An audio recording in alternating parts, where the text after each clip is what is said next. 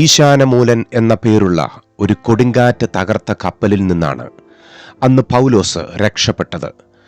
വളരെ നാളായി സൂര്യനെയും നക്ഷത്രങ്ങളെയും കാണാതെ, ഭക്ഷണം പോലും കഴിക്കാനാവാതെ ജീവിക്കുമോ എന്ന ആശ നശിച്ച ആ കപ്പലിൽ പൗലോസ് ഉൾപ്പെടെ 276 യാത്രക്കാർ ഉണ്ടായിരുന്നു.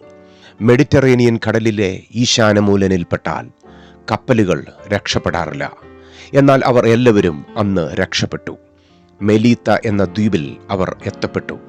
തണുപ്പ് മാറ്റുവാൻ പൗലോസ് കുറെ വിറക് പിറക്കി തീയിലിട്ടപ്പോൾ ഉഗ്രവിഷമുള്ള ഒരു അണലി ചൂട് നിമിത്തം വിറകുകളുടെ ഇടയിൽ നിന്നും പൗലോസിന്റെ കൈക്ക് ചുറ്റിപ്പിടിച്ചു. പൗലോസ് എന്ന ദൈവഭക്തന്റെ കൈക്ക് അണലി തൂങ്ങുന്നത് ദ്വീപുവാസികൾ കണ്ടപ്പോൾ അവർ ഇങ്ങനെ പറഞ്ഞു: ഈ മനുഷ്യൻ ഒരു കുലപാതകൻ സത്യം. കടലിൽ നിന്നും രക്ഷപ്പെട്ടിട്ടും നീതിദേവി അവനെ ജീവിച്ചിരിക്കുവാൻ സമ്മതിക്കുന്നില്ല. എന്നാൽ പൗലോസ് എന്ന ദൈവദാസൻ ആ അണലിയെ നിസ്സാരമായി തീയിലേക്ക് കുടഞ്ഞു കളഞ്ഞു. പൗലോസ് ഇപ്പോൾ തന്നെ വീർത്ത് ചത്തുപോകും എന്ന് കരുതി അവർ കാത്തിരുന്നു. എന്നാൽ പൗലോസിന് ഒന്നും സംഭവിച്ചില്ല. പൗലോസ് തൻ്റെ യാത്ര തുടർന്നു. ദൈവം നമുക്ക് ഒരു യാത്ര നിശ്ചയിച്ചിട്ടുണ്ടെങ്കിൽ മെഡിറ്ററേനിയൻ കടലിലെ ഒരു ഈശാനമൂലനും മെലീത്ത ദ്വീപിലെ ഒരു അണലിക്കും നമ്മുടെ യാത്രയെ തടസ്സപ്പെടുത്തുവാൻ സാധിക്കില്ല.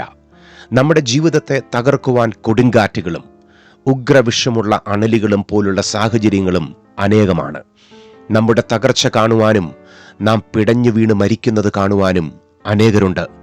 നമ്മുടെ കുറ്റം പറഞ്ഞ് നമ്മെ തകർക്കുന്നവരും അനേകരാണ്. എന്നാൽ ഇതൊക്കെ നമ്മുടെ ജീവിതത്തിന് നേരെ അടിച്ചാലും നമ്മുടെ കയ്യിൽ തൂങ്ങിയാലും ഭയപ്പെടരുത്.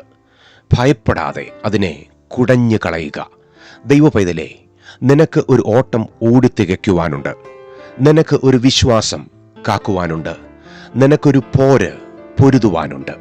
നീ തകരുമെന്ന് നോക്കി നിൽക്കുന്നവരുടെ മുൻപിൽ കൂടെ തന്നെ നീ ഓടി ആ കിരീടം പ്രാപിക്കുക തന്നെ ചെയ്യും.